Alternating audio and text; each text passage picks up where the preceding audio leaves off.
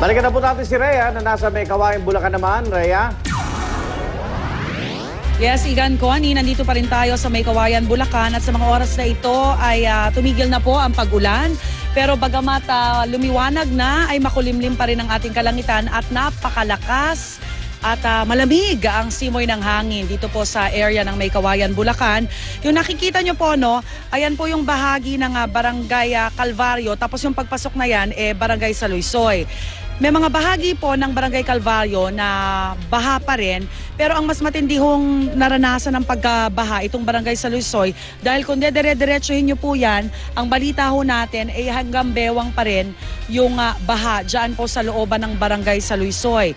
Kani-kanina rin po ay nag-ikot po ang ating team sa ibang lugar dito po sa May Kawayan, Bulacan. Andali, unahin muna natin itong pedicab na to, no? Ito kasi yung ginagamit na sasakyan ngayon ng ating mga kababayan para makapasok doon sa medyo mataas na baha na lugar. Inimprovise nila itong pedicab. Kung nakikita nyo, medyo inangat nila yung upuan para medyo hindi maabot ng baha yung ating pong mga kababayan na sasakay dyan sa pedicab na yan. 40 pesos po ang singil nila para maipasok sila doon po sa kanilang mga bahay kung saan nga nakaranas ng pagbaha. Pero ay nako, may senior citizens discount. Kapag matanda ka, 20 pesos na lang daw, kalahati na lang ang kanilang singil. Ito talaga makikita nyo, napaka-resourceful, napaka-creative ng mga Pinoy. Umulan o umaraw, swak daw yung pedicab na yan. Alright, yung kanina, no, yung sinasabi ko, ito yung People's Market na sakop po ng Barangay Poblacion at Barangay Zamora. So inikot yan ng ating team, yung palengkeng yan, at nakikita nyo naman na halos kalahati ng binte, no, ng ating mga kababayan, yung baha ngayon dyan. Yung operasyon ng palengke tuloy-tuloy pero may mga stalls po na sarado. Ang problema yung supply sa palengke. Siyempre nagkakaubusan na rin, no? Ngayon may mangilan-ngilan pero kung magpapatuloy nga itong pag-ulan tapos baha, nasa stranded yung mga delivery truck na magbabagsak nga ng mga gulay dyan po sa People's Market dito po sa May Kawayan. At kaugnay pa rin po ng sitwasyon dito, no, makakausap po natin ang kanilang Vice Mayor, si Vice Mayor Jojo Manzano. Vice, magandang umaga po sa inyo. Magandang umaga rin po sa lahat. Alright. Kamusta na ho ang paglilibot natin sa inyo pong kinasasakupan? Sa ngayon po ay sa awa ng Diyos ay medyo nag-subside na po ng kaunti ang tubig. Kahapon po out of 14 barangays, ngayon po is mga nasa 7 barangays na lang po ang may pagtubig po ng baha. Yung 7 barangays, mga gaano ho kataas ang bahang nararanasan nila ngayon?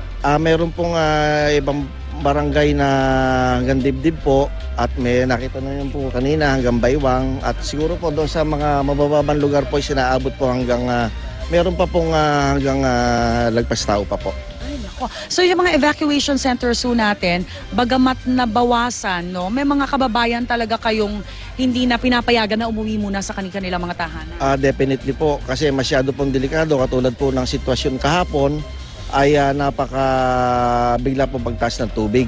At kaugnay po nito ay sasamantalahin ko na rin po ang pagkakataon para personal po magpasalamat ang mamamayan ng May Kawayan sa GMA Kapuso Foundation po. Nagpadala po sila ng mga relief kahapon. Alright. Ito, papadilim na naman, Vice. Mukhang magbabadya na naman ang buhos ng ulan. Ito naman pong mga dam, yung Bustos, Ipo at Angat, may direktang epekto ho ba dito ho sa kinasasakupan nyo?